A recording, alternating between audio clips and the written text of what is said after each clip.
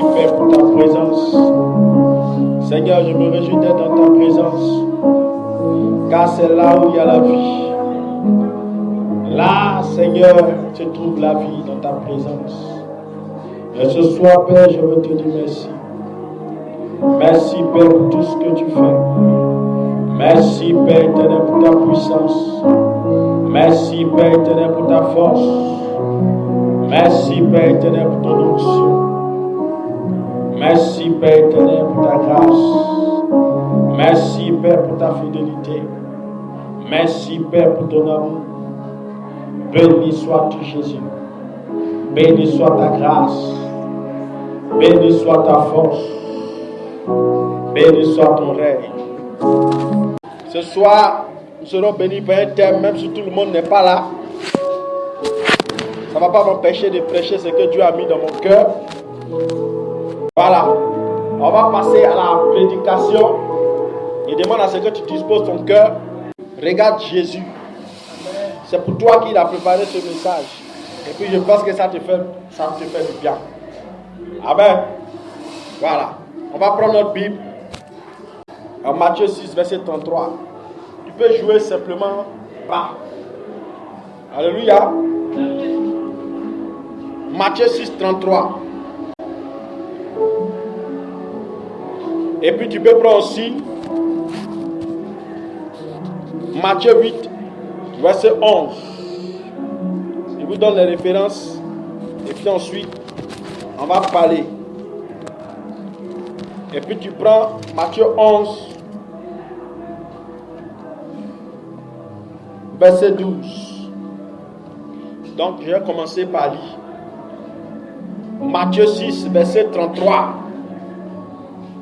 La Bible dit: cherchez premièrement le royaume et la justice de Dieu, et toutes ces choses vous seront données par-dessus. Ça, c'est Matthieu 6, verset 33. Matthieu 8, verset 11 dit: or je vous déclare que plusieurs viendront de l'Occident, de l'Orient, de tous les quatre coins de la terre, et seront à table avec Abraham, Isaac, Jacob dans le royaume des cieux. Et puis Matthieu 11, verset 12 dit: depuis le temps de Jean-Baptiste jusqu'à présent, le royaume des cieux est forcé, et ce sont les violents qui s'en emparent. Amen. Ce soir, le thème que nous allons prêcher, c'est: ne rate pas le royaume des cieux. Dis à ton voisin: ne rate pas le royaume des cieux. Le Seigneur nous dit ce soir que nous ne devons pas rater le royaume des cieux. Tu peux rater la terre, tu peux rater les bénéfices de la terre, mais ne rate pas le ciel. Alléluia. Donc en fin de compte, c'est la finalité. C'est la finalité, le ciel. Alléluia. Et le royaume des cieux, c'est un endroit merveilleux. Amen. Et ce soir, je vais te dire qu'il faut rentrer. Et tu dois forcer le passage. Amen. Et le royaume, c'est un mot qui vient du grec. On dit basileia. En grec, on dit basileia. Ça veut dire royaume. Et le royaume, c'est quelque chose qui est géré par un roi. Parce que lorsque tu entends le mot royaume, ça te fait penser automatiquement à un roi. Et puis là où il y a un roi, tu dois savoir aussi qu'il y a la royauté et un trône sur lequel est assis le roi. Alléluia. Et lorsque le roi est assis sur son trône, c'est du trône que lui prend par ses décisions. Le trône est bâti par une justice, par une équité que j'appelle une loi. Alléluia. De la même manière qu'un royaume a des lois et des prescriptions, c'est de cette même manière que les nations aussi ont des lois. Alléluia. Et lorsque tu veux appartenir au royaume des cieux, il y a des conditions pour entrer. C'est de la même manière que lorsque tu es sur la terre et que tu es dans une nation, tu veux avoir la nationalité de cette nation, tu dois avoir certains principes pour avoir la nationalité. Alléluia. Soit tu nais de ton père et de ta mère qui sont sur le territoire ou qui sont issus de cette nation-là. Alléluia. C'est alors que tu pourras être fils de cette nation. Je voudrais que tu ouvres ton cœur, tu écoutes bien. Si la musique vous dérange, vous pouvez dire, on va stopper la musique. Et lorsque tu es dans une nation et que tu veux avoir la nationalité de cette nation, si tu es un étranger, tu dois chercher à faire quoi? Les papiers pour pouvoir devenir un fils de cette nation. Vous voyez? Et pour pouvoir faire les papiers, souvent ça prend du temps. En Amérique, ça peut te prendre 8 ans. En France, ça peut te prendre 5 ans. Ça diffère en fonction de la nation dans laquelle tu te trouves. Et pour aller plus vite, quand tu veux avoir la nationalité, mieux vaut te marier à quelqu'un qui est déjà dans la nation, qui est né sur la nation. C'est-à-dire qui est fils de la nation. Alléluia. Ou soit, tu es un enfant qui est né directement sur la nation. C'est alors que tu deviens fils de la nation. Amen. C'est de la même manière que pour appartenir au royaume des cieux, tu dois entrer par un chemin. Il y a une loi spirituelle par laquelle tu dois passer pour appartenir au royaume des cieux et entrer dans le royaume des cieux. Amen. Et l'une de ces lois, c'est la conversion. La Bible dit en Matthieu 18, verset 3, il dit, je vous le dis, si vous ne vous convertissez pas, et si vous ne devenez pas comme des enfants, vous n'entrerez pas dans le royaume des cieux. La Bible nous parle de la conversion. Pour rentrer dans le royaume des cieux, il faut se convertir. La conversion, c'est de passer de la non-croyance, de l'incroyance à la foi. La conversion, c'est le fait de changer. La conversion, c'est le fait de se métamorphoser. La conversion, c'est le fait de se convertir en Jésus-Christ de Nazareth ou à Jésus-Christ de Nazareth. Alléluia. C'est le fait de recevoir Jésus comme son Seigneur et son Sauveur. Amen. Et lorsque tu te convertis, tu dois te transformer d'un vieillard à un enfant ou d'un adulte à un enfant. Parce que la suite du verset dit que si tu ne deviens pas un enfant, tu ne rentreras pas dans le royaume des cieux. Donc, l'histoire du ciel là, ce n'est pas une histoire des vieillards, c'est une histoire des enfants. Vous allez comprendre ce que c'est en train de dire. Pour rentrer au ciel, il faut devenir un enfant. Et un enfant, si vous avez remarqué bien, l'enfant, qu'est-ce qu'il aime faire? Quand un enfant naît au monde, il aime bien s'accrocher à sa maman. Il aime boire le lait de sa maman. S'il ne boit pas le lait qui sort du sein de sa mère, qu'est-ce qui va se passer? Il va tomber malade, il risque de mourir. L'enfant, quand il vient de naître, il ne va pas là où il veut. Il se déplace en fonction du déplacement de sa mère. Il va là où sa mère veut qu'il parte. Alléluia. Donc, être un enfant spirituel qui rentre dans le royaume des cieux, c'est être quelqu'un qui obéit à Dieu. Et lorsqu'il reçoit Jésus, commence à marcher selon les prescriptions de Jésus. Il commence à se soumettre à la loi de Jésus. Et il aime la parole qui est le lait. Alléluia. Parce que la nourriture de l'esprit, ce n'est pas le foutou ou le placali, mais c'est la parole de Dieu. Donc un enfant de Dieu doit être capable de s'attacher à la parole.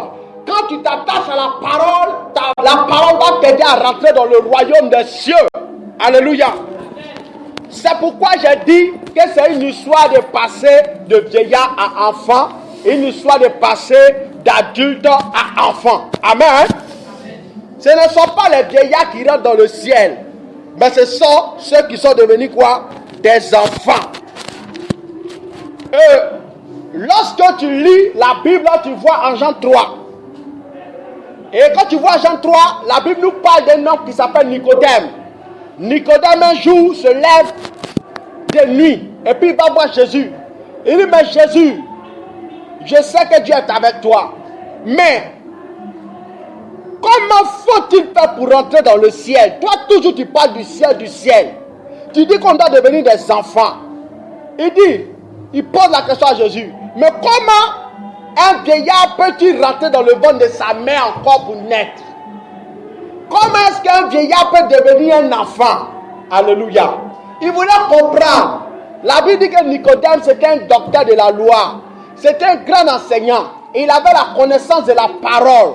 Mais il ne savait pas comment faire pour accéder au royaume des cieux. Et il est venu pour rechercher auprès de Jésus la révélation. Et Jésus lui dit que si tu veux rentrer dans le royaume des cieux, tu dois naître de nouveau. Jean 3, verset 3 et Jean 3, verset 5. Il dit pour voir le royaume des cieux, il faut naître de nouveau. Et pour entrer dans le royaume des cieux, il faut naître de l'eau et de l'esprit. Donc il y a une dimension où on voit le royaume et puis une dimension où on rentre dans le royaume. Et la nouvelle naissance se produit lorsque tu reçois Jésus et que tu te fais baptiser. Le baptême te permet de devenir un bébé aux yeux de Jésus. Oui. De la même manière que le bébé se trouve dans le ventre de sa maman. Lorsqu'il est dans le ventre de sa maman, il se trouve dans un liquide qu'on appelle le liquide amniotique. Alléluia. C'est de cette même manière que lorsque tu reçois Jésus, tu dois te faire plonger dans un liquide qu'on appelle l'eau. Pour faire quoi? Le baptême. Et lorsque tu es baptisé avec Jésus, ça veut dire que tu es plongé dans l'eau. En grec, on dit baptizo. Tu es plongé tout entier dans l'eau. Tu es plongé et tu ressors de l'eau. En Romains 6, ça veut dire que tu es mort avec Jésus et puis tu es ressuscité à Jésus. Quand tu as crucifié Jésus à la croix, toi aussi tu as été crucifié. Et puis quand Jésus est sorti de la tombe ressuscité, toi aussi tu es sorti ressuscité. Et à partir de là, tu deviens un enfant aux yeux de Dieu. Pourquoi? Parce que tous tes péchés sont automatiquement effacés. Mais tu ne dois pas rester à la dimension de quelqu'un qui vient de naître. Tu dois passer maintenant à la naissance qui parle d'eau et d'esprit. La naissance qui parle d'eau et d'esprit, c'est la naissance dans la parole. Il dit que tu dois naître d'eau et d'esprit pour entrer. Celui qui naît d'eau, c'est celui qui naît dans la présence de Dieu. Quand tu es né de nouveau, tu dois être dans la présence de Dieu, symbole de l'eau, et tu dois te laisser conduire par le Saint-Esprit, qui est le symbole de l'esprit. Il n'y a que le Saint-Esprit qui connaît le chemin du ciel. C'est pourquoi tu dois t'attacher à la présence de Dieu, qui est la parole de Dieu aussi. Un enfant a besoin de la parole, comme je vous ai dit, pour pouvoir grandir, pour rester en bonne santé, pour ne pas mourir. L'enfant a besoin de lait, et l'enfant spirituel a besoin de la parole qui est le lait. Donc tu dois être dans le lait, la parole, et tu dois être dans l'esprit, te laisser conduire par l'esprit, afin de pouvoir entrer dans le royaume des cieux. Amen. Lorsque tu rentres dans le royaume des cieux, tu dois continuer à t'accrocher à Jésus. Et c'est là que Jésus dit, recherchez premièrement le royaume des cieux et sa justice, et tout le reste vous sera donné. Recherchez premièrement le royaume des cieux. Le royaume, c'est Jésus. Celui qui trouve le royaume trouve Jésus. Jésus est en Dieu et Dieu est en Jésus. Celui qui trouve Jésus trouve le royaume. Parce que lui-même a dit que je suis la porte. Alléluia. Je suis la porte. Donc pour pouvoir accéder au royaume des cieux, tu dois rester accroché à Jésus. Qui connaît mieux la maison? Ou qui a la clé de la porte d'une maison? Si ce n'est que le propriétaire. Alléluia. Donc Jésus est le propriétaire du ciel. Et c'est lui qui connaît le chemin du ciel. C'est pourquoi un jour il a dit à Matthieu que je suis le chemin, la vérité et la vie éternelle. Donc c'est lui qui connaît le chemin pour rentrer au ciel. Et il a dit en plus, je m'en vais vers le Père vous préparer une place. Quand j'aurai fini de vous préparer une place, je vais venir vous chercher. Amen. Donc c'est Jésus qui a la clé du ciel. Aucun prophète n'a la clé du ciel. Aucun pasteur n'a la clé du ciel. Ni Moïse, ni Abraham. Ni Samuel, ni Pierre. Seul Jésus a la clé pour mener les hommes au ciel. Donc quiconque veut rentrer au ciel doit s'attacher à Jésus. C'est pourquoi il a dit, nul ne vient au Père que par moi. Bouddha ne peut pas avoir au ciel. Toutes les religions ne peuvent pas avoir au ciel. En vérité, le christianisme n'est pas une religion, c'est la vie de Dieu révélée aux hommes. Amen. Donc pour entrer au ciel, tu dois rester accroché à Jésus. C'est en t'accrochant à Jésus que tu pourras avoir accès au royaume des cieux. Et lorsque tu lis encore cette même version dans la version courante, la Bible dit, recherchez premièrement le royaume des cieux. Il dit, préoccupez-vous d'abord du ciel. Et ensuite, cherchez à mener la vie juste que Dieu vous demande. Vous voyez? Il dit, pendant que tu cherches Jésus, pendant que tu cherches le royaume, en même temps, préoccupe-toi de mener la vie juste que Dieu te demande. Ah, tu ne peux jamais vivre une vie juste tant que tu n'es pas à côté de ton père. Un enfant, quand il n'est pas à côté de son papa, il fait quoi? Des bêtises. Donc il faut son papa pour lui dire, va à gauche, va à droite. Donc toute personne doit rester à côté de Dieu. Rester à côté de Dieu, c'est rester à côté de la parole. Tu ne peux rien faire sans la parole. Si tu veux être sûr de rentrer un jour au ciel, il faut que tu sois accroché à la Bible. Tu dois manger la Bible. Tu dois manger la Bible. Alléluia. Tu dois manger la Bible. Si tu ne manges pas la Bible, ce n'est pas sûr que tu vas rentrer au ciel. Il dit on doit se forcer à mener la vie juste que Dieu nous demande. Vivre la vie juste de Dieu, c'est pratiquer sa parole. C'est vivre dans la parole. C'est méditer sa parole. C'est s'accrocher à sa parole. Alléluia. Parce que c'est la parole qui éclaire nos sentiers. C'est la parole qui va t'enlever sur la terre pour t'envoyer au ciel. Parce que la parole c'est Jésus. Il dit recherchez premièrement le royaume des cieux et sa justice. Et tout le reste vous sera donné. Vous voyez, on dit, il faut chercher d'abord les cieux. Les cieux qui symbolisent Jésus lui-même. Et ensuite, il te sera donné le reste. Mais aujourd'hui, on est concentré plus sur le reste que le royaume. Vous voyez, aujourd'hui, le monde est concentré sur le reste. Même les chrétiens sont concentrés sur le reste, mais ils ne sont pas concentrés sur Jésus. Ils ne recherchent pas premièrement le royaume, mais ils recherchent premièrement le reste. Celui qui est sage, Dieu, il nous a dit de chercher premièrement le royaume avant de chercher quoi le reste. Parce qu'il sait que si tu trouves celui qui a créé le royaume, tu vas trouver quoi le reste. Parce que c'est lui qui a créé le reste là. Amen.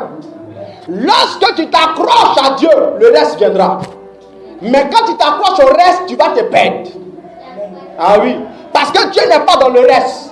Il est dans lui-même d'abord. Quand tu t'accroches à lui, alors il te donne le reste. C'est pourquoi beaucoup de chrétiens viennent à l'église à la recherche d'un don au lieu de chercher le donateur. À la recherche d'un miracle au lieu de chercher celui qui donne quoi? Le miracle. À la recherche de l'enfantement au lieu de chercher celui qui a créé l'homme. Beaucoup de personnes se trompent sur ce choix-là. Ils se concentrent sur la bénédiction. C'est pourquoi on voit une vague successive des chrétiens. À la fois ils sont là, demain ils ne sont pas là, après ils sont là. Pourquoi? Ils cherchent quoi? Le reste. Quand tu es concentré sur le reste, tu te décourages. Mais quand tu es concentré sur le royaume, tu ne te relâches même pas. Vous voyez, aujourd'hui beaucoup cherchent quoi? Le reste. Ah, le reste est combiné à la terre. C'est le monde. C'est pourquoi Jésus a dit un jour, que servirait-il à un homme de gagner quoi? Le monde, s'il perdait quoi? Son âme. Beaucoup de personnes ne se soucient pas de leur âme. Or, c'est l'âme qui a plus de valeur aux yeux de Dieu. Et c'est l'âme que Dieu veut sauver. Même si Dieu veut te donner le reste, Dieu veut sauver ton âme. Que te servira-t-il de devenir ministre si tu dois perdre ton âme? Si tu deviens ministre que tu n'as pas Jésus qui est le royaume, tu es perdu. Si tu as des enfants, que tu n'as pas Jésus le royaume, tu es perdu. Si tu as l'enfantement, que tu n'as pas Jésus le royaume, tu es perdu. Alléluia. Si tu cours après le mariage, que tu n'as pas Jésus qui est le chemin, tu es perdu. Si tu recherches toute la gloire de la terre, les bénédictions de la terre, sans pouvoir avoir celui qui est le chemin, tu vas te perdre pour l'éternité. C'est pourquoi on doit rester accroché au royaume. Tu dois chercher d'abord le royaume, et Dieu va te donner le reste. Alléluia. Et c'est cette erreur que nous faisons aujourd'hui. Nous voulons beaucoup le don. Nous voulons beaucoup les miracles. Nous voulons beaucoup les grâces. et la bénédiction, m'en veut pas celui qui a créé le royaume, Jésus. C'est pourquoi quand il lit Matthieu 7, verset 13, il dit, entrez par la porte étroite. Large est le chemin qui mène à la perdition. Plusieurs prennent ce chemin, mais resserré est la porte qui mène au paradis. Très peu trouvent ce chemin. Vous voyez, Dieu parle. Il dit, large est le chemin qui mène à la perdition, et beaucoup en prennent ce chemin. Et très peu trouvent le chemin du ciel, parce que c'est la voie quoi? Resserrée. La voie de la prospérité, de la bénédiction est très rare, large. Pourquoi? Parce qu'elle est connectée au monde. Et la Bible nous dit que cette voie, c'est une voie large. C'est une voie de perdition. Et beaucoup de personnes aujourd'hui ont emprunté ce chemin. Ils ont oublié de prendre le chemin resserré qui conduit à la vie. Mais se sont mis sur le chemin large qui conduit à la perdition éternelle. Ils ont oublié de s'accrocher à Jésus qui est le chemin, afin de les conduire au royaume des cieux. Ils se sont accrochés au chemin de la prospérité. Alléluia. Quand tu es attaché plus à la prospérité, à la bénédiction, qu'à Dieu, tu vas te retrouver sur le chemin large qui a t'envoyé où? Au séjour des morts. C'est pourquoi tu dois tout faire pour ne pas rater le royaume des cieux. La Bible dit que le chemin du royaume, c'est un chemin resserré, un chemin étroit, un chemin difficile que plusieurs ratent. Beaucoup de personnes ratent ce chemin-là. Alléluia. Vous voyez? Donc Dieu aujourd'hui nous dit de s'efforcer à rentrer par ce chemin. Vous voyez aujourd'hui, beaucoup de personnes, quand ils viennent à l'église, ils préfèrent garder la vie du monde. Ils ne laissent pas le Seigneur les transformer.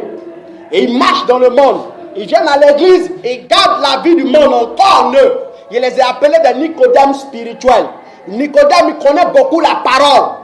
Et lui-même, il enseigne souvent. C'est le symbole des chrétiens. Ils viennent à l'église, ils entendent toutes sortes de prédications, mais ils ne changent pas.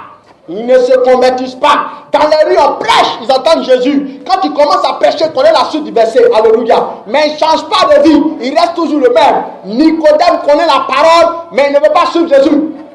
Beaucoup de personnes sont dans Nicodème dans les églises. Ils courent dans l'église. Ils entendent tous les messages, mais ils ne changent pas. Et la Bible déclare que tant que tu es dans cette dimension, tu ne peux pas rentrer au ciel. Venir à l'église n'est pas le symbole de rentrer au ciel. Quand tu viens à l'église, tu vois le royaume. C'est pourquoi elle a dit, si tu n'es d'eau et d'esprit, tu ne peux entrer. Il y a une dimension, quand tu nais, tu vois. Voir, c'est rentrer à l'église, c'est commencer à voir les miracles se produire autour de toi. Mais entrer, c'est une autre chose. C'est être dans la parole. C'est vivre dans la parole. C'est de se conduire par l'esprit. Alléluia. On doit chercher à être transformé. Beaucoup ne veulent pas être transformés aujourd'hui. Mais ils veulent beaucoup de bénédictions. C'est pas mauvais d'être béni, mais c'est mauvais de ne pas avoir Dieu pendant que tu es béni. Amen. Alléluia. Donc on doit se tourner réellement vers Jésus pour ne pas se perdre. Quand tu lis un verset, Jésus donne une parabole.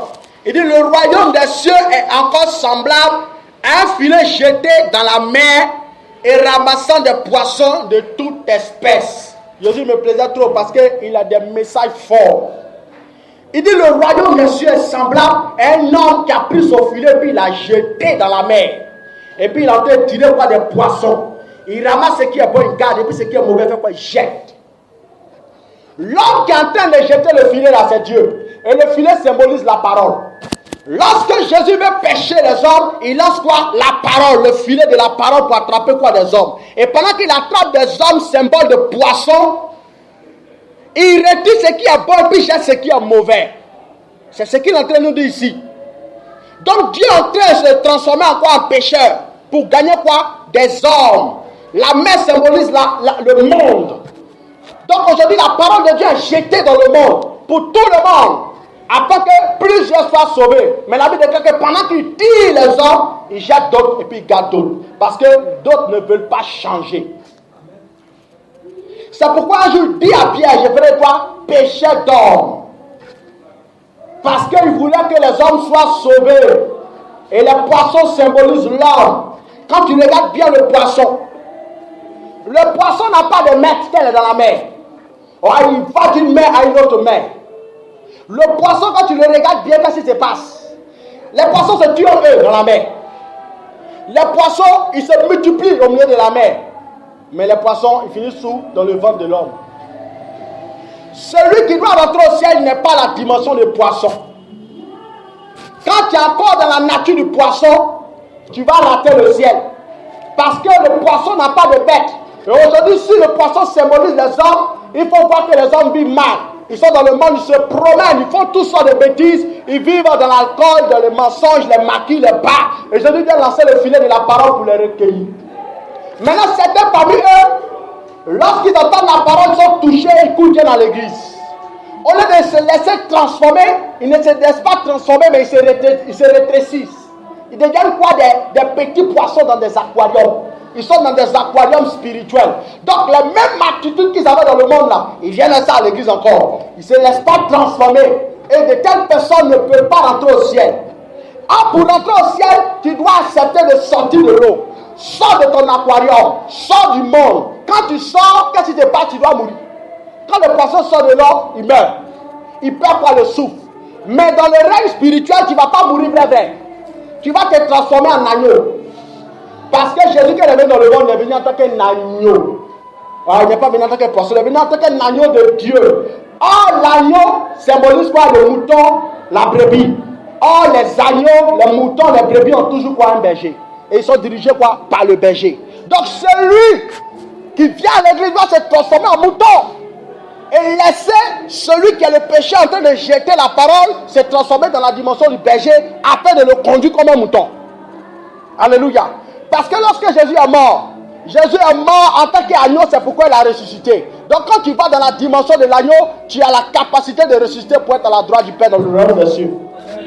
C'est pourquoi ce soir, mes frères, soyez concentrés sur le royaume. Quel que soit ce qui arrive, tu dois avoir l'attitude de l'agneau comme Jésus. Tu dois laisser le monde, quitter le monde comme le poisson. Crucifie le poisson. Si tu refuses de crucifier la nature du poisson, la nature du péché en toi, tu vas finir dans le ventre de Satan. Et dans son ventre là, c'est le séjour de mort. Ah oui, les poissons vivent mal. Les hommes du monde vivent mal. Ils vivent dans l'impudicité. Ils vivent dans l'alcool. Un homme qui est encore à l'église, qui vit encore cette même vie, ne peut pas rentrer au ciel. La Bible dit que le ciel là, c'est pour les saints. Pas que tu es saint, mais Dieu te déclare saint quand tu l'acceptes. Mais tu dois prouver ton amour à Dieu en marchant dans la parole. Mais si tu viens à l'église comme tout le monde, tu retournes à la maison comme tout le monde, tu ne changes pas, ça ne peut pas aller. Tu ne peux pas rentrer au ciel. Tu peux recevoir beaucoup de bénédictions, mais tu ne vas pas rentrer au ciel. Le ciel là, c'est une histoire de changement. C'est une histoire de conversion. Amen. Donc ce soir, ma soeur, toi qui es en train d'entendre ce message, il faut que tu te décides à vivre une vie agréable devant Dieu. Parce que c'est cette vie-là qui va t'aider à être béni devant Dieu. Et de pouvoir accéder dans le royaume des cieux. Quand tu lis par exemple Ephésiens 5, verset 5, il dit: car sachez-le bien, aucun impudique ou cupide, c'est-à-dire idolâtre, n'a d'héritage dans le royaume de Christ et de Dieu. La Bible nous dit que les cupides, c'est ceux qui aiment l'argent. Un cupide, c'est quelqu'un qui aime l'argent, qui est prêt à tout pour avoir l'argent, qui s'en fout de son âme, pourvu qu'il ait les sous, qui se sacrifie pour avoir l'argent. Il est prêt à tout pour avoir l'argent. C'est quelqu'un qui est cupide. Il ne pense pas à Dieu. S'il faut se prostituer pour avoir l'argent, il se prostitue. S'il faut voler pour avoir l'argent, il vole. S'il peut tuer pour avoir l'argent, il tue. Ça, c'est une forme d'idolâtrie. La Bible dit que de telles personnes ne peuvent pas rentrer au ciel. La Bible dit que les impudiques n'hériteront pas le royaume des cieux. Un impudique, c'est celui qui a toujours des rapports sexuels, même s'il n'est pas marié. Quand tu regardes la fille de dehors, la païenne, la mondaine, et puis tu regardes celle qui est dans l'église, tu ne sais pas si elle est convertie. Parce qu'elle se ressemble. La même manière de s'habiller. Elle s'habille, son corps collé, on voit ses postérieurs. Amen. Et la fille chrétienne aussi, elle s'habille pareillement. Tu ne peux pas rentrer au ciel. Ouais, tu commets l'adultère comme ça. Parce que Jésus dit que toutes les fois un homme regarde une femme qui la convoite, il a commis quoi? L'adultère. Or, toi, ton corps fait que les hommes, quand ils te regardent, dans leur cœur, ils couchent chez toi. Ouais, ton vêtement fait que les gens couchent avec toi, dans leur cœur. Donc, tu vas être surpris que tu arrives au ciel et puis tu t'accuses d'être adultère. Tu dis, mais comment? Il n'est jamais couché avec personne. Il dit, non, ta manière de t'habiller a fait que même le pasteur a couché à toi dans son cœur. Alléluia. Ah oui, celui qui regarde une femme et qui la combat dans son cœur commet quoi? L'adultère. C'est ça. Donc quand tu es dans la maison de Dieu, tu ne dois pas ressembler à une mondaine, à un païen. Tu dois être différent dans ton vêtement. C'est pourquoi la Bible dit qu'on doit se laisser transformer par la parole. Amen. C'est ça. Tu dois te laisser changer. Parce que toutes ces choses n'entrent pas au ciel. Vous savez, Jésus là, quand il est venu dans le monde, Jésus n'est pas mort pour que nous on soit riches. Cet évangile-là, bannissez ça de votre tête. Jésus n'est pas mort pour que tu aies beaucoup de millions. Jésus n'est pas mort pour que tu sois marié. Jésus n'est pas mort pour que tu aies beaucoup de voitures. Jésus est mort pour une seule chose, pour te réconcilier avec Dieu, pour que tu rentres au ciel. Avant Jésus, les gens se mariaient. Avant Jésus, les gens étaient riches. Avant Jésus, les gens possédaient des bénédictions. Ils n'ont pas eu besoin d'avoir Jésus pour être riche. Je n'ai pas besoin de donner ma vie à Jésus pour être riche. Alléluia. Les païens nous démontrent cela. Les plus puissants de la terre sont les païens. Vrai ou faux? Donc celui qui te dit donne ta vie à Jésus, tu vas avoir beaucoup d'argent là, il a peut-être te tromper. Donne ta vie à Jésus pour avoir le salut éternel. Maintenant le reste sera donné. Quand tu as le salut de ton âme, Dieu te donne le reste qui est la bénédiction maintenant. Mais si tu viens pour avoir la bénédiction, tu vas perdre le ciel. C'est ça. Aujourd'hui, on a tordu l'évangile. Et la plupart du temps, c'est nous les prédicateurs qui avons fait ça. On a tourné le cœur du peuple vers les bénédictions au lieu de tourner le cœur du peuple vers le royaume de Dieu. Ah, lorsque Dieu a voulu créer l'homme, il a créé d'abord le jardin avant de créer l'homme. Donc, pendant que tu viens à Christ, le plan de Dieu déjà est tracé. La bénédiction que tu dois avoir là, lui sait. Il va se soucier de ça. Alléluia. Donc, tu dois t'attacher à Dieu. Le reste là va venir. Il n'y a personne sur la terre qui peut servir Christ et ne pas avoir de récompense. C'est possible. Il dit pour vous qui avez tout quitté. Pour vous qui avez tout quitté. Marc 10, 28. Pour vous qui avez tout quitté. Père, amis, frères, sœurs, travail, tout. Vous recevrez au centuple. Au centuple sur la terre.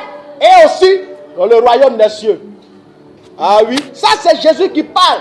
C'est pas un pasteur ni un prophète. Jésus dit. On n'a qu'à s'attacher à lui, le reste là nous sera donné. De ne pas se soucier du reste pour faire des bêtises. Aujourd'hui, beaucoup se compromettent, hein. Vous voyez un peu? À cause des bénédictions. Rentrer au ciel, ce n'est pas une histoire de dîmes et puis offrandes. Rentrer au ciel, ce n'est pas une histoire de beaucoup d'offrandes. Alléluia.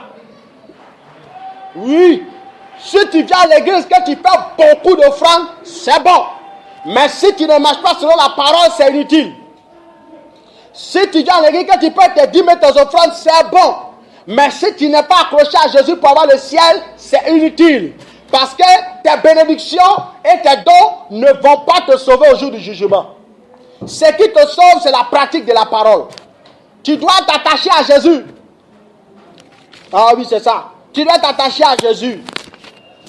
Tu dois être lié à la parole. Tu dois pratiquer la parole. Alléluia. Si tu ne le fais pas, ma soeur, tu seras surpris. C'est pourquoi il y a un verset qui dit en Matthieu 7, verset 21, dit, ceux qui me disent Seigneur, Seigneur, n'entreront pas tous dans le royaume des cieux. Ce n'est pas moi qui ai dit, c'est Jésus. Ceux qui me disent Seigneur, Seigneur, n'entreront pas tous dans le royaume des cieux. Les musulmans disent Seigneur. Les bouddhistes disent Seigneur. Les mystiques disent Seigneur. Même le marabout dit ni Allah sonna. Le mystique, le féticheur dit Seigneur. Les mondains disent Seigneur. Même la prostituée dit Seigneur. Les chrétiens disent Seigneur. Les catholiques disent Seigneur. Les évangéliques disent Seigneur. Ce n'est pas une histoire de Seigneur qui sauve. C'est une histoire de faire la volonté de Dieu. Ah oui. Quand tu es dans la volonté, tu rentres au ciel. Et la volonté de Dieu nous a révélé où? Dans sa parole. La volonté de Dieu c'est quoi? Dieu te dit va à gauche, tu vas à gauche. Va à droite, tu vas à droite. Tu t'en fous de tout ce qui est autour de toi. Tu ne fais qu'obéir à Dieu. La volonté de Dieu, c'est lire la parole, la méditer, la pratiquer. Si tu sors de ce cadre, mon frère, même si tu dis Seigneur, Seigneur, tu n'auras pas le ciel. Ah oui, ça c'est la parole de Jésus. Ce message, les gens n'aiment pas entendre ça. Ah, c'est le seul message qui envoie au ciel. Tout le reste là, c'est pour vous encourager. Mais le message qui envoie au ciel là, c'est ça qui est là. Dormir, avoir des rêves n'est pas le signe que tu iras au ciel. Et dormir, même avoir des rêves que tu as, des rêves pointus qui se réalisent n'est pas le signe que tu iras au ciel. Ah, s'arrêter sur prophétiser n'est pas le signe que tu iras au ciel. Être ici, donner des révélations, des visions n'est pas le signe que tu iras au ciel. Ah oui, s'arrêter là, chanter à le micro n'est pas le signe que tu auras le ciel. La Bible dit en ce jour-là, plusieurs viendront et diront, Seigneur, Seigneur, n'avons-nous pas prophétisé en ton nom? N'avons-nous pas chassé des démons? Vous entendez? N'avons-nous pas fait des guérisons en ton nom?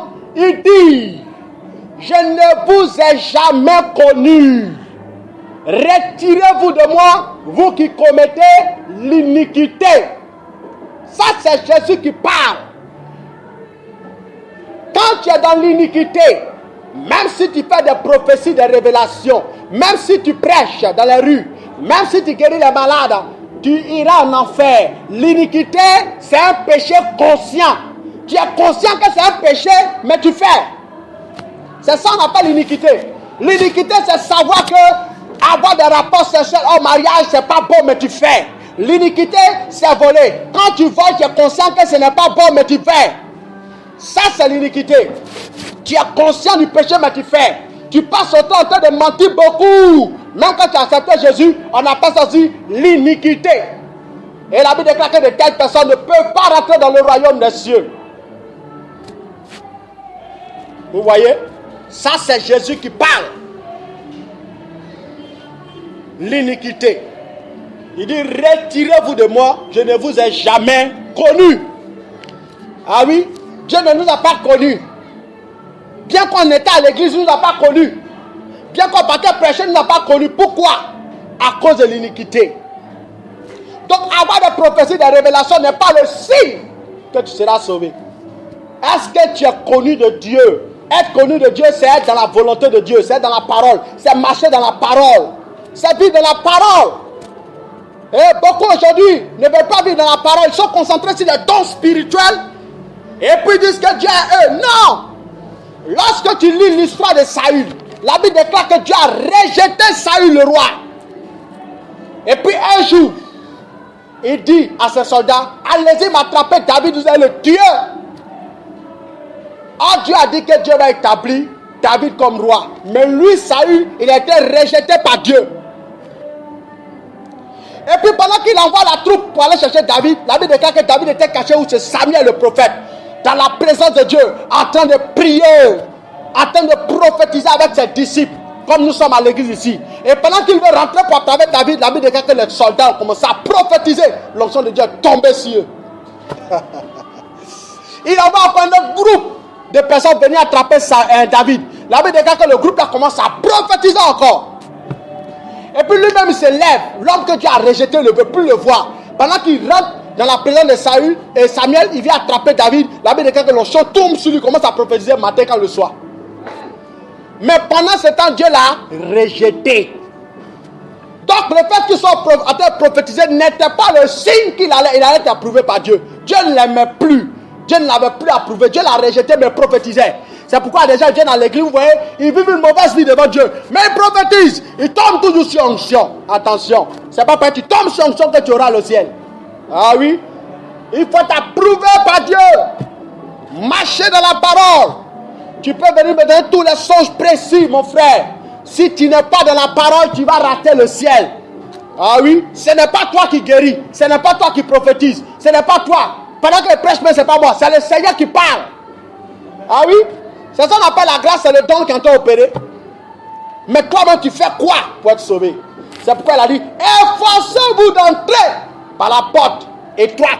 Quand on dit efforcez-vous, c'est quoi? On dit, faites quoi? Des efforts. Avec le Saint-Esprit, par la parole. Et puis le Saint-Esprit qui connaît le chemin du ciel, va vous envoyer au ciel. C'est ça. Mais aujourd'hui, là, on dit non, comme je prophétise, je vois y aller au ciel. Non. J'aurai le temps de vous expliquer ça dans notre message en long et en large. Mais vous allez voir la différence. Amen. Il dit, mais les fils Matthieu 8, verset 12. Mais les fils du royaume seront jetés dans les ténèbres du dehors, où il y aura des pleurs et des graissements de dents. Comment Jésus peut dire une telle parole? Il dit les fils du royaume seront jetés dans les ténèbres de dehors, il y aura des pleurs et des graissements de dents.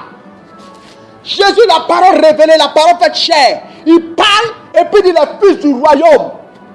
Toi qui es assis ici, tu es dans le royaume actuellement. Et Dieu te dit que tu seras jeté dans les ténèbres de dehors. Mais c'est qu'il y a un problème. Ah oui, ça veut dire que pendant que tu étais dans le royaume, tu as joué avec Jésus. Tu as joué la présence de Jésus. Tu t'es comporté comme le petit frère de Judas. Judas était dans la présence de Dieu, mais il se foutait de Jésus. La Bible déclare que pendant qu'il gardait la caisse de l'église, il prenait l'argent et puis bouffait. C'était un voleur. Ah oui, quand tu es dans la maison de Dieu, tu es dans le royaume. Tu entends les messages, tu es dans le royaume. Mais attention, il faut avoir l'attitude qui peut te garder quoi? Dans le royaume. Si tu te comportes comme Judas, tu vas perdre. Judas s'est tellement habitué à la présence de Dieu qu'il a fini par jouer avec Dieu lui-même. Beaucoup de personnes aujourd'hui s'amusent à la présence de Dieu. Au point qu'ils voient les miracles, les prophéties, tout ça, ne dit plus rien. Amen. Ah oui, il y a des gens comme ça. Même quand les gens tombent, on a assez vu ça. Alléluia. Ils jouent avec ça, ils ne disent plus rien. C'est devenu comme spectacle. Et bon, lui s'en fout. Amen. Donc le Seigneur nous dit de faire attention, de ne pas jouer avec sa présence. Sinon, bien que nous soyons dans le royaume, dans sa maison, on va se retrouver où? Jetés dans les ténèbres de dehors. Ah, c'est ça la parole, mes frères. C'est ça la parole. Judas, il y a beaucoup de personnes qui sont à l'église, sont comme Judas. Judas ne peut pas aller au ciel. Judas, là, il se prend à la fin. Judas, il meurt dans le péché. Vous voyez? Quand tu te comportes comme Judas, tu vas mourir dans ton péché. Tu dois te forcer à être transformé. Devenir comme un agneau maniable. Parce que le berger, là, quand il conduit l'agneau, là, il le conduit où? Vers de verts pâturages, vers des eaux paisibles. Ah oui, il a le bâton en main, puis il dit caille, caille à droite, caille, caille à gauche. Et puis les brebis la suivent par son mouvement. Frère Hugo, s'ils ne vont pas dans la direction du berger, ils vont se retrouver quoi sur l'autoroute. Et puis ils vont être écrasés par des voitures. C'est vrai ou bien c'est faux? Donc quand tu es dans le royaume, tu dois écouter la voix du berger. Et le bon berger, c'est Dieu. Le bon berger, c'est Jésus. Ah oui, c'est Jésus. Aujourd'hui, on fuit les messages, on fuit la parole. On veut beaucoup de révélations. La révélation ne sauve pas, mon ami. Aïe, aïe, aïe, aïe. Ce qui te sauve, c'est la parole. C'est ça. Des petits frères de Judas ne peuvent pas voir le ciel. Regardez, il y a des gens, par exemple, il y a déjà causé des gens comme ça. Il dit, Seigneur, pardon, il ne faut pas regarder mon péché, ça là-haut. Pardon, il faut me faire grâce. Pardon, il est parti au ciel. Oh, il commet le péché, il sait que c'est péché. Oh, mais il ne faut pas, Dieu va regarder mon péché, ça là. Il n'a qu'à avoir pitié de moi. Vous avez entendu ça là? Ah, il est dans le péché et puis il va au ciel. Il demande à Dieu de faire l'infaisable. Être dans le péché et puis vouloir aller au ciel, c'est demander à Dieu de faire rentrer Satan au ciel. Ah, la Bible déclare que Satan appelait le père du mensonge. Donc toi, tu vis dans le mensonge, tu deviens quoi? Fils de quoi? Du diable. Si Satan est le père du mensonge, toi tu es le fils du diable. Donc, l'enfant il est conduit par qui? Par un papa. Donc pendant que toi tu arrives devant Dieu, tu ne te sépares pas du père du mensonge, du père du vol, du père de l'impudicité, du père des critiques, du père de la tromperie, de l'orgueil, de la rébellion, de la désobéissance. Tu ne te soumets pas à Dieu, mais tu te soumets à ça. Et puis tu dis, Seigneur, aie pitié. Donc tu es en train de dire à Dieu, fais-moi rentrer au ciel avec Satan. Ah oui? C'est ça, c'est pourquoi la Bible déclare que les fils du royaume seront jetés où? Dans les ténèbres de dehors. Parce qu'il veut faire rentrer Satan au ciel. Être accroché encore à son péché et puis vouloir aller au ciel, c'est vouloir faire rentrer Satan au ciel. Oh, Dieu ne va jamais accepter ça. Quel que soit l'amour qu'il a pour nous. Quel que soit l'amour, il ne va pas accepter. Parce que s'il fait rentrer Satan au ciel, il va créer encore une autre rébellion. Il va tout gâter. Le ciel va devenir encore l'enfer, la désolation. Donc qu'est-ce que Dieu va faire?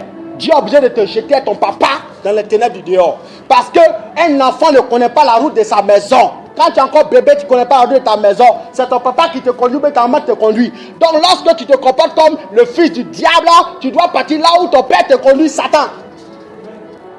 Mes amis, le royaume des cieux, la Bible dit, efforcez-vous d'entrer. Dans le verset qu'on a lu, Matthieu 11, verset 12, il dit, depuis le temps de Jean-Baptiste, le royaume des cieux est forcé. Ce sont les violents qui s'en emparent. Les violents, ce n'est pas ceux qui font palabre. Être violent, ce n'est pas faire palabre. Être violent, c'est être prêt à se sacrifier pour le ciel. Être violent, ce n'est pas être en colère. C'est être prêt à se battre pour entrer au ciel. Quels que soient les problèmes, en dépit de toutes les situations, tu es concentré sur le ciel. Quel que soit ce que tu vis, quel que soit ce que tu sens, ça ne te dit plus rien. Tu deviens sensible ou insensible aux problèmes de la terre. Tu es connecté au ciel. C'est ça être un violent spirituel. C'est vouloir rentrer au ciel. C'est se sacrifier pour le ciel. Jésus, il n'a pas regardé à sa gloire. La Bible déclare qu'il s'est renié. Il a renié sa gloire. Il est devenu quoi? Comme un homme. Il s'est offert comme sacrifice. Dieu lui a donné un nom dessus. Donc, un violent spirituel ne regarde pas sa nature. Il ne regarde pas ses problèmes. Il ne regarde pas sa situation. Il est concentré sur le ciel, quel que soit ce qu'il vit. Que ta situation sociale ne t'empêche pas de rentrer au ciel, oh mon frère. La Bible dit que Lazare était pauvre et puis s'est retrouvé où? Dans le ciel. Et puis on dit Abraham était très riche. Et puis il était où? Arrêté. Lazare était où? Dans le sein d'Abraham. Ce qui veut dire que quand tu es pauvre, quelle que soit ta pauvreté, arrange-toi à rentrer au ciel. Même si tu es pauvre, tu es abandonné de ton mari, il ne veut plus de toi, il a fait des enfants, il t'a laissé, arrange-toi pour rentrer au ciel. C'est là-bas que tu auras ta récompense. Ah oui. Même si tu cherches travail, tu ne gagnes pas, ne rate pas le ciel. Même si tu es abandonné de ton père et de ta mère, que tu es misérable, tu dors dans les rues, tu dors dans les cabanes, tu n'as pas d'argent pour manger, tu as besoin de dormir dehors, reste concentré sur le ciel. C'est ça. Et la Bible nous dit que Abraham qui était riche sur la terre était aussi au ciel. Donc être pauvre, être riche, ça ne doit pas t'empêcher d'aller au ciel. Ah oui, quand tu es pauvre, tu dois rentrer. Quand tu es riche aussi, tu dois rentrer. Mais par contre, la Bible déclare qu'il y avait un autre qui était où? En proie au tourment. On dit pendant que Lazare était à la droite de Dieu, il était dans le sein d'Abraham, on dit le riche, il était en proie au tourment dans le séjour des morts. Vous voyez, il y a des gens qui sont tellement attachés à la richesse qu'ils finissent par prendre la richesse comme un Dieu. Ils finissent par perdre le royaume des cieux. Vous voyez, la Bible dit qu'il était où? Dans le séjour des morts, puis il leva les yeux. Donc quand Jésus est venu, il nous a parlé quoi? Du séjour des morts. Pour dire que quand tu meurs, tu ne vas pas au purgatoire. Ça n'existe pas. Sinon Jésus allait dire, dès que tu meurs, tu vas directement au séjour des morts, mais tu rentres dans le sein d'Abraham pour être au paradis. Le purgatoire, c'est une invention des hommes. Les gens qui pensent qu'après la mort, ils sont là à l'école sur la terre. Quand tu es sur la terre, tu es là à l'école, tu n'as jamais été assis pour passer un examen pour avoir bac. Et puis c'est quand tu as redoublé, tu es mort, que tu vas avoir bac à la fin. Ça n'existe pas. Même la terre même nous dit que si tu n'as pas eu l'examen, tu n'as pas eu. Donc, l'examen, c'est pour chacun de nous maintenant. Il n'y a pas de repêchage. Si tu es mort, que tu tombes dans le séjour de mort, il n'y a pas de repêchage pour dire que tu as parti au ciel encore. Le séjour de mort te conduit directement dans l'enfer éternel. Donc, tu dois t'arranger à ne pas rentrer dans le séjour de mort. Quelle que soit ta condition, tu dois rester dans le royaume, rentrer dans le royaume. C'est ça. Alléluia. Est-ce que vous comprenez ce qu'il dit? Si Dieu a permis que vous soyez là, c'est parce qu'il veut que vous soyez concentrés sur l'objectif, le ciel. Ne soyez pas distraits par tout ce que vous voyez, par tout ce que vous vivez. Le diable va toujours utiliser les situations de la vie pour vous éloigner de Dieu. Mais un homme qui est calmé comme Lazare, il ne lâche pas. La Bible dit qu'il était pauvre, il mendiait même pour vivre. On dit que ce sont les chiens qui venaient laver ses plaies. Ah, il avait pour ami des chiens, tellement les hommes le rejetaient. Mais la Bible dit, quel que soit ce qui est arrivé, il a gardé son cœur dans la foi. Il est rentré au ciel. Ah oui. Tu dois rester concentré. Aujourd'hui, combien de personnes se compromettent? Ils ratent le ciel, ce qui est essentiel. Ils s'attachent, premièrement, aux choses du reste. Il s'attache premièrement à la bénédiction. Or, la bénédiction, c'est la chose secondaire. La première chose, c'est le royaume des cieux. Et ensuite, le reste. Alléluia. On va rester concentré. Et quand tu lis Apocalypse 20, verset 15, il dit, quiconque ne fut pas trouvé écrit dans le livre de vie fut jeté dans l'étang de feu. Quiconque ne fut pas trouvé dans le livre de vie fut jeté dans l'étang de feu. Donc Dieu là, il a un livre. Il a un livre où il écrit le nom des gens qui doivent rentrer au ciel. C'est comme quand tu vas à l'école. Il y a toujours ce qu'on appelle cahier d'appel. Qui est là à l'école? On dit cahier d'appel. On dit Kofi Kwadjo Kwaku. Absent. Kofi Kwadjo Kwaku. Absent. Chaque jour on dit absent. C'est le symbole des gens qui n'ont jamais Dieu au sérieux. Ils ne prennent jamais Dieu au sérieux. Ils viennent à l'église quand ils veulent. Mon cher, il est aujourd'hui en classe en train d'écouter la prédication. Demain, il est déjà en train de boire les bières. Ça, c'est un absent. À la fin de l'année, on dit mauvaise conduite redoublant. C'est vrai ou bien c'est vrai? Ah oui, tu n'es jamais en classe. Tu fais la composition comment? Souvent même là, tellement on grille ou même là, on ne fait pas des interros souvent. C'est vrai ou bien c'est faux? Ah oui, c'est ça. C'est comme ça beaucoup ratent le ciel. Ils sont dans le royaume, mais ils ratent le ciel. On dit quiconque ne fut pas trouvé dans le livre. Donc, il y a d'autres là. Ils sont dans la classe. Mais malgré ça là, ils ne passent pas. Ah ben, ils ne passent pas. Chaque jour on appelle. Mais malgré ça, ils ne passent pas. Parce que dans la classe là, ils ne travaillent pas. Ils ne bossent pas. Ils ne se préparent pas pour faire les compos. Chaque jour nous sommes en composition à Dieu. Pour pas rentrer au ciel. Mais la plupart du temps, on échoue, la plupart du temps, à nos compositions spirituelles. Donc faisons attention. Soyons dans la classe. Soyons dans la classe. Ne sortons pas de la classe qui est le royaume. Écoutons les messages et puis pratiquons. Alléluia. Voilà, je pense que tu es béni ce soir. La Bible dit quiconque ne fut pas trouvé dans le livre de vie. Donc quand tu vis, lorsque tu reçois Jésus, ton nom est inscrit. Quand tu commences à vivre mal, ton nom s'efface peu à peu. Ah oui? Pendant que tu es dans le bien, dans le Seigneur, tu es scellé pour Dieu, tu aimes Dieu, tu cherches Dieu, tu viens à l'église, tu pries, tu jeûnes, tu fais tout ce que Dieu te demande. Ton nom est inscrit là-bas fort. Et dès que tu mènes là, tu rentres. Mais pendant que tu es dans le royaume, tu vis mal, ton nom est barré. Ton nom est barré. Ton nom est barré. Et puis tu fais quoi? Tu paies à la fin. C'est pourquoi on doit rester concentré. Pendant qu'on est dans la classe, pendant qu'on est dans le royaume. Hébreux 12, verset 28 dit, c'est pourquoi, recevant un royaume inébranlable, montrons notre reconnaissance en rendant un culte qui lui soit agréable, avec piété et avec crainte, car notre Dieu a aussi un feu dévorant. La Bible dit,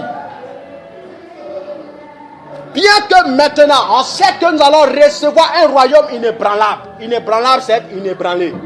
Un royaume qui va subsister pour l'éternité. Le Seigneur nous dit, on n'a qu'à lui offrir un sacrifice vivant. On n'a qu'à s'offrir nous-mêmes un sacrifice vivant. On n'a qu'à s'attacher à lui avec un cœur sincère. On n'a qu'à être lié à lui avec vérité. On n'a qu'à faire sa volonté. Alléluia. Il dit avec piété dans la sanctification. Avec piété la sanctification. Donc lorsque tu viens à l'église, tu dois te forcer à vivre dans la sainteté, dans la sanctification. Si tu n'es pas dans la sanctification, tu vas rater le ciel. Nul ne verra Dieu sans la sanctification. La sanctification est la clé du ciel. Se sanctifier, c'est fuir le monde. C'est arrêter de vivre dans la débauche. C'est arrêter de vivre dans la débauche, dans le coupé décalé. C'est arrêter d'aller dans les maquis. C'est arrêter d'écouter la musique mondaine. C'est arrêter d'avoir des rapports sociaux au mariage. C'est arrêter de voler. C'est arrêter de vivre une mauvaise vie. Vivre dans la crainte de Dieu. La crainte de Dieu, c'est mettre en horreur. C'est-à-dire que tu as la haine du péché. Pourquoi? Parce qu'il dit que notre Dieu est aussi un Dieu, un feu dévorant. Donc le même Dieu qui opère dans la guérison, qui fait des miracles, qui fait tomber la pluie sur les bons comme sur les méchants. La Bible déclare qu'il est aussi un feu dévorant. Pour dire quoi? Parce qu'il est compatissant et là la colère, c'est comme ça il exerce ses jugements. Parce qu'il est juste. Et le jour du jugement, mon frère, il est en mode tout puissant. Ce jour-là, il n'y a pas pardon. Il est en mode feu dévorant. Il va dévorer ceux qui n'ont pas marché dans sa parole. Combien aujourd'hui le monde est perdu? Combien aujourd'hui nous sommes perdus? Bien qu'on est à l'église, mais on est encore perdus. Comment on peut éviter de venir entendre de tels messages qui vont nous faire du bien pour être sauvés? On est distrait par le monde, distrait par tout ce qui se passe dans la nation. Alléluia. Efforçons-nous. Le royaume des cieux, très peu d'élus, beaucoup d'appelés, très peu qui sont élus. C'est ça. Notre Dieu n'est pas seulement Dieu compatissant là. La Bible dit qu'il est aussi un feu dévorant. Faisons attention. De la manière qu'on s'approche de Dieu, faisons attention. Si on ne fait pas attention, mes amis, on sera surpris d'être étonné. Et on aura nos larmes pour pleurer. Et on va pleurer pour quand? Pour l'éternité. La Bible dit qu'ils seront jetés dans les ténèbres de dehors. Pour l'éternité, tu souffres. Ce soir, je te dis, ne rate pas le ciel. Si tu as raté le ciel, mon ami, tu es devenu chrétien pour rien. Tu as entendu tous les messages pour rien. On t'a prophétisé tout ce qu'on t'a prophétisé pour rien. Et si tu rates le ciel, moi j'ai raté ma mission. Parce que ma mission de te conduire à Dieu, ce n'est pas de faire de toi seulement un puissant homme sur la terre, être riche, avoir des jets privés, des 4x4. Le but pour lequel Dieu m'a suscité, c'est pour que tu rentres au ciel. Avant même que tu aies des richesses, il faut que ton nom soit inscrit dans le livre de vie. Ah oui. C'est pourquoi cette histoire de Dieu, ce n'est pas une histoire d'amusement. L'apôtre Paul dit que je tiens durement mon corps. Et je le tiens assujetti pour ne pas être moi-même rejeté après avoir fini de prêcher l'évangile. Vous voyez, pendant qu'il prêchait, pendant qu'il guérissait, il avait un souci, ne pas rater le ciel. Et nous, est-ce qu'on a le souci du ciel? Est-ce qu'on a le souci du ciel? Est-ce qu'on a le souci du ciel? C'est le ciel qui doit être ta plus grande préoccupation. Il dit, préoccupez-vous du royaume. Jésus. Est-ce que vous entendez ce que Dieu vous dit ce soir? Vous devez vous préoccuper du ciel. Et ensuite, le reste vous sera donné. De vous préoccuper du ciel. Si tout ce qu'on fait ici, c'est pour aller finir en enfer, ça ne vaut même pas la peine qu'on commence. Si on doit dépenser l'argent, payer les appareils, dépenser l'argent, payer le temple, dépenser l'argent, payer le coureur, dépenser l'argent, payer les chaises, ça ne sert à rien. C'est pourquoi, mes frères, je vous dis ce soir, ne ratons pas le ciel. Parce que là-bas, on va entendre tous les discours qu'on n'a jamais entendus. Ah oui, on va poser des questions à Dieu. On va lui poser des questions. Seigneur, comment tu as fait pour créer la terre? Seigneur, qu'est-ce qui se passe que les... Toutes sortes de questions que tu n'as jamais eu de réponse là. Aura des réponses. Tu dois te soucier du ciel, mon frère. Quel que soit ce que tu vis, reste accroché. L'homme même qui vous parle, il s'est efforcé d'entrer dans le royaume pour être là aujourd'hui, là où il est. Moi que vous voyez, chaque jour je vous parle, vous êtes content. Il était un ancien brouteur. Quand le broutage venait d'arriver là, il a fait. Il était dedans. Il était très fort. Il y a des documents encore qui sont là-bas, les gens utilisent, il est fait, c'est moi qui ai fait. J'avais beaucoup d'argent. J'ai payé beaucoup de choses. Mais lorsque la parole m'a touché, je me suis donné à Jésus. J'ai souffert beaucoup de choses. Mais je suis resté là qu'aujourd'hui. Et puis je me tiens là et puis vous parle. Que la richesse de ce monde ne vous égare pas loin de Dieu. Que la richesse ne vous égare pas loin de Dieu. Restez concentrés. Je vous parle à mon cœur. Restez concentrés. Restez concentrés. Ne ratons pas le ciel. C'est le meilleur endroit. C'est le meilleur endroit. Il n'y a rien de bon sur la terre, mes frères. Aux yeux de Dieu, là, la terre, là, c'est comme la boue. Ah oui. L'apôtre Paul dit que toutes ces choses que je voyais, qui avaient de la gloire à mes yeux, aujourd'hui, je les vois comme de la boue. À cause de l'excellence de la connaissance de Christ. Tu dois t'attacher à Jésus. Même si tu souffres, même si tu n'as personne, Jésus doit être ton papa puis ta maman. Mets dans ses mains et rentre au ciel. Parce que le paradis, c'est la demeure de Dieu. Ah oui, Dieu te donnera ce que tu cherches. Tu restes connecté à lui. Moi, j'ai souffert beaucoup de choses, mais je ne suis pas mort. Je me suis retrouvé seul quand je me suis converti. Mon grand frère m'appelait un jour, dit, tu n'es plus mon petit frère. J'ai dormi dans des endroits bizarres à cause de Jésus. Mais j'étais gamin. Je n'ai pas coupé de calais mes frères. Je connais ce qu'on appelle l'argent. Je connais ce qu'on appelle jeter lance diguer. Je connais tout ça. J'ai vu que tout ça c'est des bêtises. Par rapport au royaume des cieux, c'est des bêtises. C'est quelle femme n'est pas cherchée? Bêtises. C'est quelle personne n'est pas bu? Bêtises. Cherchez à plaire à Dieu. Cherchez à vivre la vie de Dieu. Rentrez dans le royaume des cieux. Ah oui. Soyez prêts. Ce sont les violents qui rentrent au ciel. Ce n'est pas les flequets. Ce n'est pas les gens qui jouent à leur vie. Ce n'est pas les gens qui ne savent pas ce qu'ils veulent. Ce n'est pas les gens qui sont distraits. Les distraits ne rentrent pas au ciel. Les plaisantins ne rentrent pas au ciel. C'est les violences spirituelles. Est-ce que je parle à quelqu'un ce soir? C'est pourquoi, après ce message, ne va pas à la maison et puis paf, tu oublies tout. Non! C'est ce qui nous fatigue aujourd'hui. Quand on rentre à la maison, on dit le prédicateur il a bien prêché. Mais on ne dit pas que Dieu nous a parlé. Ah oui, tant que tu as pensé que c'est le prédicateur qui t'a parlé, tu n'as pas changé. Mais Dieu m'a parlé. Ça t'a poussé à changer. Eh oui, Dieu te veut dans le royaume. Il ne te veut pas en enfer.